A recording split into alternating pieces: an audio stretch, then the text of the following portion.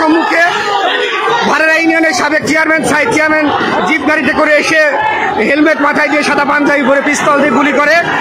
এক পর্যায়ে সাধারণ ছাত্র জনতা তাদেরকে ধাওয়া করে এবং সাইদ চেয়ারম্যানের গাড়িকে ভেঙে ফেলে।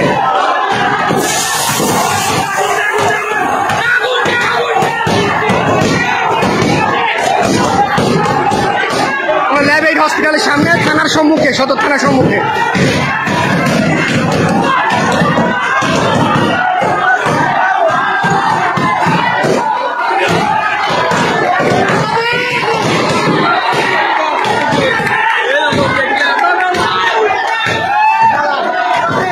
আওয়ামী লীগের লোকজনরা এসেছিল, তারা সবাই পালিয়েছে। পাবনা শহরে এখন আওয়ামী লীগের কোনো লোকজনকে আর খুঁজে পাওয়া যাচ্ছে না। প্রত্যেক গলিতে গলিতে ছাত্ররা ঢুকে পড়েছে, খাওয়া করছে ছাত্ররাই।